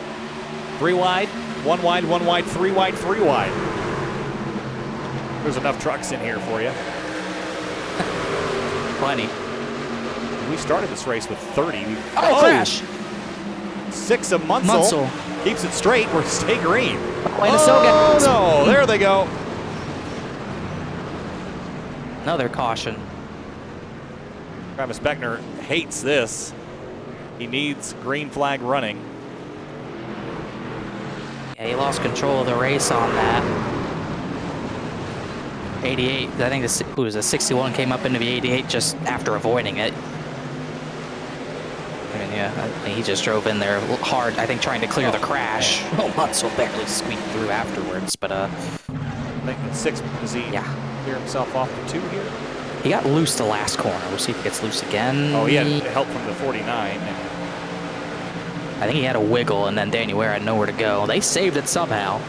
And then here comes the main crash. Chapman, Peachin. Oh, look at Caps. Ooh, boy, he did a great job missing that. Watch No him. more. I mean, yeah, No more ARCA brakes for him. I was going to say. Brakes, brakes, brakes, brakes. He had 10 feet to spare. They do work. He did a good job. Yeah, we're picking on him work. even when he did the right thing, we're picking on him. Sorry. They have called that a racing deal as well, which is probably right. I mean, that was all in response to the actual wreck. Yeah. These Ryan yellows, Nowicki, lucky dog. I don't know, Connor, how it feels on the racetrack, but these yellows are about 2 laps longer than any other oval. They are. They I suck. don't know why. This track drives me crazy with yellows. I've never understood it either. There's some tracks that you're like, wow, that caution was short. And then there's some that just feel normal, and then this one feels like it's 2 laps too long. Yeah. I've never understood it, but it is frustrating. It's another reason why I didn't really want to come here is because the yellows are so long. But thankfully, that race went, I think, mostly green. We didn't have too many yellows. Had a handful, but they all went pretty quick. Yeah, I mean, we're already reset, effectively. We could go green next time by. But we'll have to wait. What are laps led looking like? I would think the 8, it's either the 8 or 33 for most laps led. The 8 still has it, 48 to 29. And Beckner's got 27. So if we get a green white checkered, maybe the 33 has a chance, but I feel like it's safe to say the 8's going to get it, which is important considering how this race has gone for him. 14 laps. He can only lead 44. Well, then if you get like a yellow on like 149. Oh, I guess if we have a green maybe white extends the yellow. Yeah, I guess if I think it's safe to say the 8 probably has it, but we'll check back in on it. Yeah, I would say it's. Yeah. But I mean that 1 point isn't going to do Slaughter a lot of good if he doesn't get up there right at the pointy end. Yeah. How's our calculation looking? Is it close? Calculation as far as points? Yeah. Looking, it's pretty accurate. Okay, Still so 1 point between Slaughter and Therian. So I guess the way that this is working is Therian's 7th, so that helps that. Where's Mason Kane at? 13th. That's helping quite a bit, but Still yet to see Beckner charge back through the field. And John Hall, by staying out, he might recover after his crash because he was around 25th, so it made all the sense in the world for him to stay out here. And Joshua Balliet, of course, out of the race. One of 3 drivers that is out. And John Hall has no lap led. I could have swore he did lead a lap. That's take that away from him. Hall does not have a lap You led. lose that point. Good day, sir. Only 8 above the cut line. We're going to restart with 11 to go. So I think at most, because these long yellows, we're going to have 2 opportunities for caution.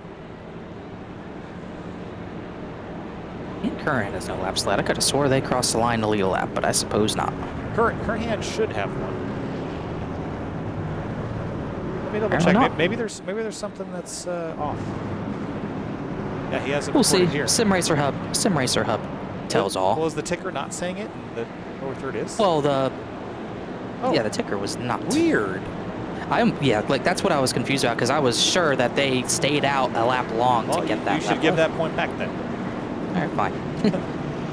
Fine, you get your point. I guess it. Well, actually, I'm curious now if it says Slaughter. I'm just curious for the. Okay, so there's some math issues there.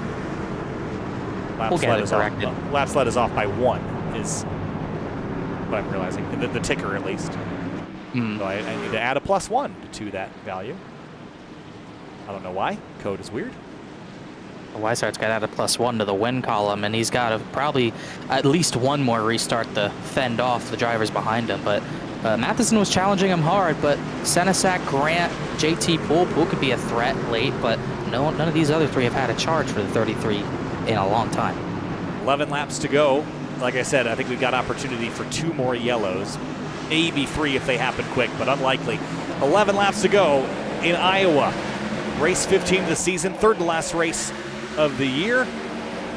And here it comes, Garrett Grant to the bottom. They're looking 3 wide.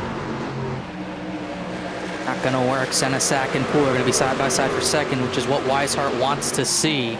while Slaughter tries to get that 4th position from Garrett Grant. He almost got a boot from slide. Fontaine's in the wall. In the wall with a big weight. He's going to... Ooh. Back in it. Not done yet.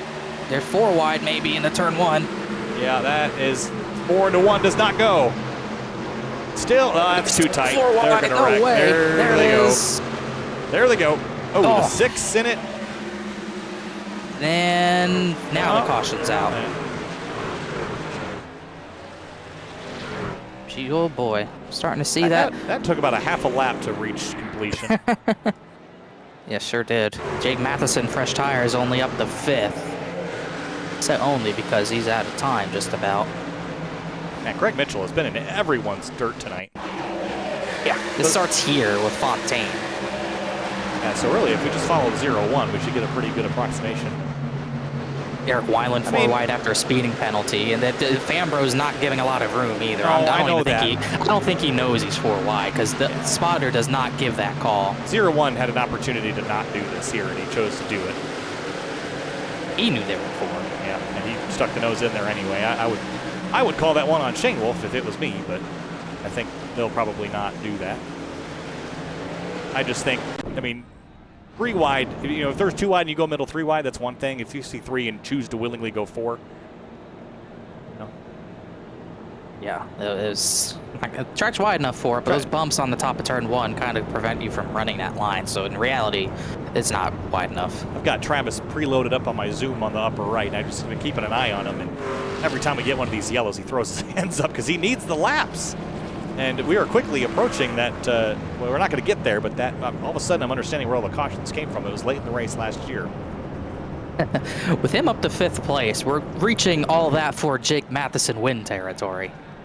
5th place. I have Travis scored in 9th. Yeah, that would be correct. Right behind Therian. Kane has only gotten to 12th. Michael Curhan has only recovered the 14th. So the cut line still ever shifting. It's now 3 points between Slaughter and Therian. So, all right. So let's look again at the laps here. David Weishart has been on track for 55 laps. He is leading this race. This is all because of the restart, jump, and the succession in which we've had the yellows. I think he's lasted this long up front doing this strategy. My bold call is that he's going to win this race because I don't think we're going to have a large gap between. I think we're going to get at least one other yellow. It could either end the race or prolong it, but either way, I think 33's got enough advantage, and no one really close enough behind him that has a significant margin over him. I think, I mean, this for me, I love where the 33 is. Just with the last 30 to 40 laps, we've just seen nothing but carnage. I think the only 2 people who can challenge Weishart is the 8 of Slaughter, even though he only has, what, 25 lap pressure tires? It's a little fresher, but I just don't think it, I think it's evened out too much. He needs laps, though. I mean, right off the restart, he's not going to get that, right? So you need at least 2 or 3 laps to get there. And we might not even have that to play with because we're going to restart with at least 4 to go, maybe 3. It's 2 to green, I assume, now. Right, so 4 or 3 laps to go. If we get another yellow, we will be in overtime. And at that, you're only going to get 2 laps. So I just don't see this going in anyone's favor other than Weishart's. And we're probably going to wreck before then, too. Just interested to see if Weishart takes the top because Slaughter will be lining up 4th, row number 2 on the top line. So if he takes the top, it gives Slaughter the jump. Maybe Slaughter gets a 2nd. Maybe Slaughter goes on the win. We'll see about that. But the 2nd driver, I was going to... The same thing falls for everyone. You might not get enough laps to get up there. But I think Slaughter and one other driver can get Weishart, and the other driver is Jake Matheson because he is up to 5th on fresher tires. But, you know, just like with the 8, we're running out of laps and running out of green flag laps because we have not gotten a lot of laps in a while, and that's why I'm still very confused on a lot of drivers like Beckner and others pitting on that 1 yellow. I didn't get it then, and it's making less sense. I guess, I mean, yeah, I agree with you. However, that was 17 laps ago. I mean, maybe you could have made the argument that you expected a little more green than we've had. I mean, we only had what, 3 yellows all the way up until like lap 110 or so, and then it's just been a barrage of cautions. And we've watched Travis at least I have seen him throwing up his hands every time we get a yellow. He knows how critical it is to have laps to play with, and he is running out. And he's still above the cut line, but... Oh, he's up the cut line. It's not the issue is that he could have been in the driver's seat for the win after Slaughter's issues, and he's lost control of that because of the way the yellows fall, and Jake Matheson's just taken over control on fresher tires. So 4 laps to go. If the caution comes out before the white, we will get into overtime. We get the white, or if we get the white, finish under green. Here we go, green flag. Here goes Matheson. He's 3 wide middle already. No, I guess 2 wide. You can't waste any time. Again, if we get that caution, he's not going to have any laps really to play with. That worked out for Slaughter. He's up the 3rd, now in a battle for 2nd with JT, but he gets kind of squeezed there. Matheson, he's going to look middle here. He's got to make up as much ground as he can. Coming to 3 laps to go.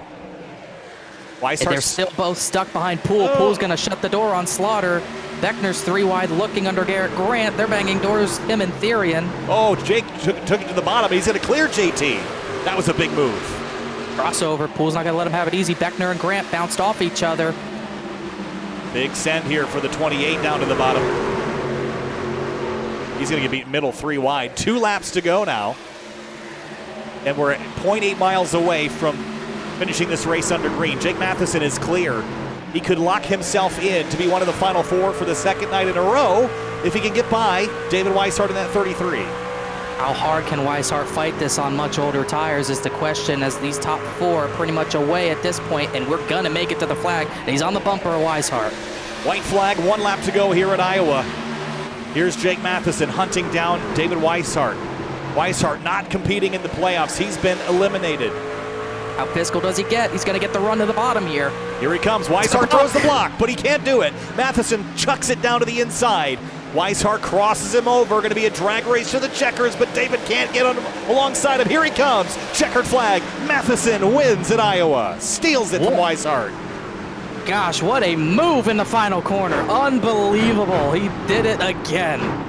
And he will, as he did last night, lock himself in to the final 4 at Chicagoland in 2 weeks' time. What do you know? And that was... How many laps do you think he led, Kyle? If I had to take a guess, I would say 1. I believe it was 1 lap. He had the fresher rubber, gets the better run.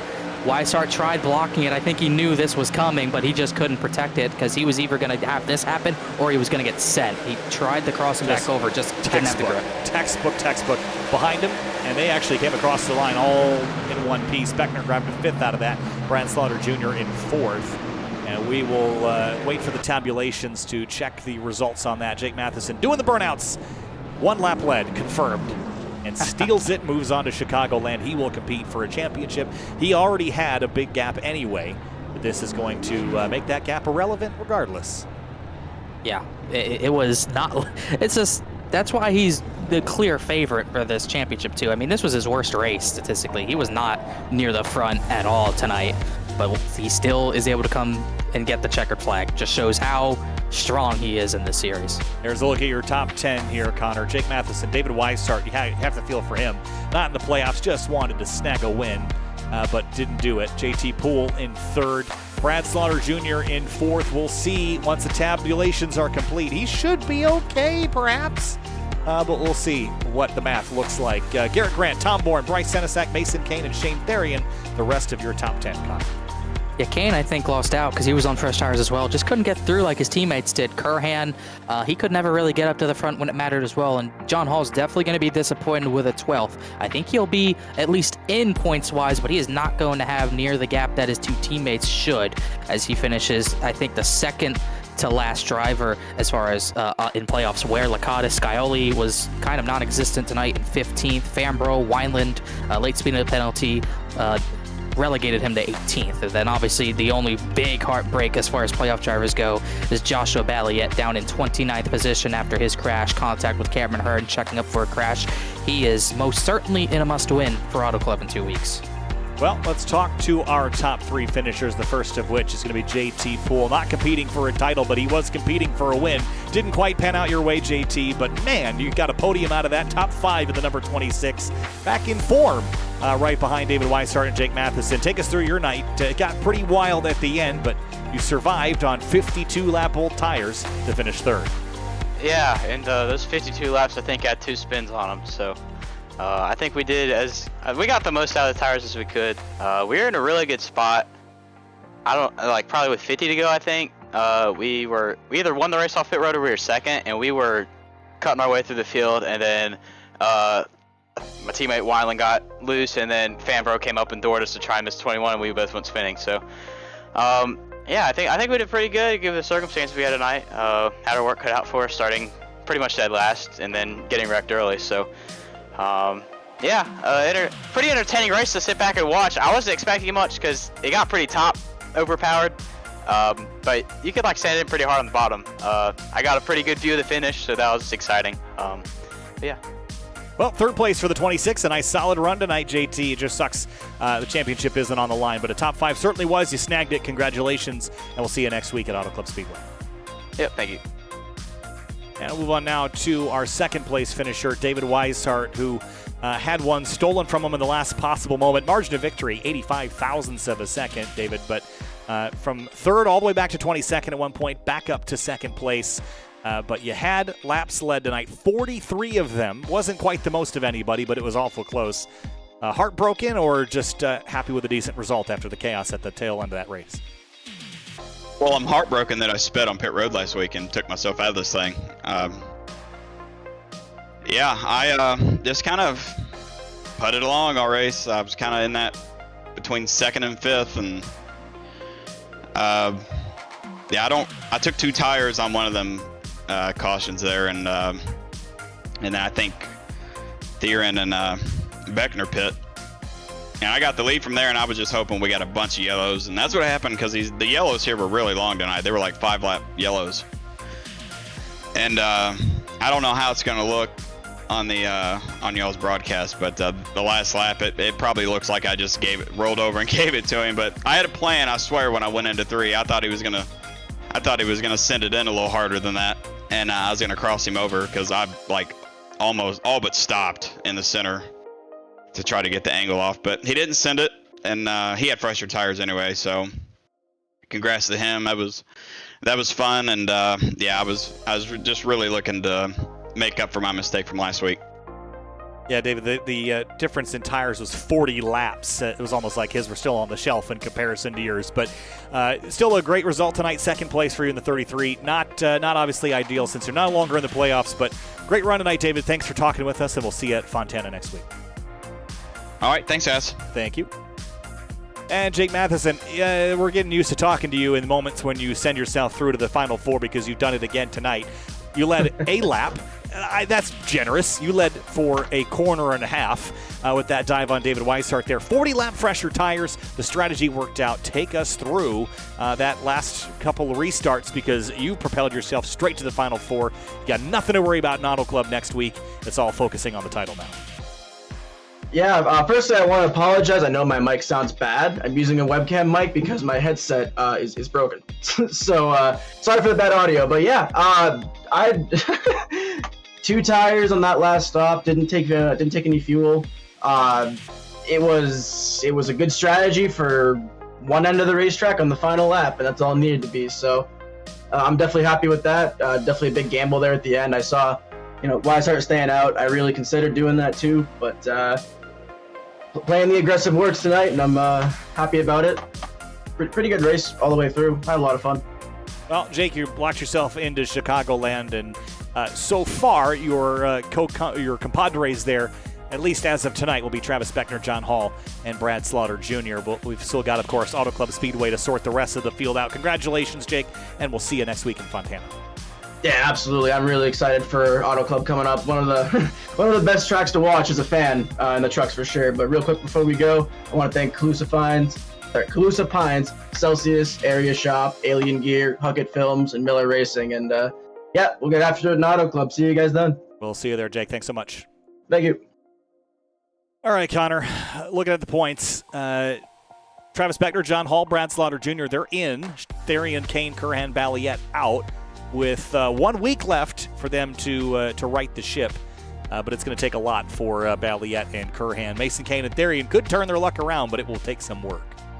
Yeah, I think really the only person 100% in must-win territory is Balliet. Curhan is close, but he does have an outside chance of pointing in, and it's going to be a dogfight. Hall, Slaughter, Therian, and Mason Kane all right there close to that cut line, with Travis Beckner really being the only driver not locked in to have a decent buffer. Jake Matheson does it again, led 1 lap, wins this race, easily the championship favorite, probably in both series he runs, Cup and Trucks, and now he's got 3 weeks to think about Chicagoland in both series, so getting the win at earliest convenience in this playoff format, that driver is always going to be the most dangerous, and the fact that it's probably the best driver in the series that gets that luxury is pretty scary, but you still got 3 other drivers that are going to be on his tail after Auto Club, so it's going to be interesting once we get to California in 2 weeks' time. Jake Magic Matheson sends himself through to the finals at Chicagoland Speedway in the Windy City. Weishart comes up 1 spot short. We'll see you next week from Fontana, California, and we'll see you again on Thursday for the Florida State Builders Area Pro Series right here from Newton, Iowa. Kyle Heyer, Connor Horn. We'll see you next time.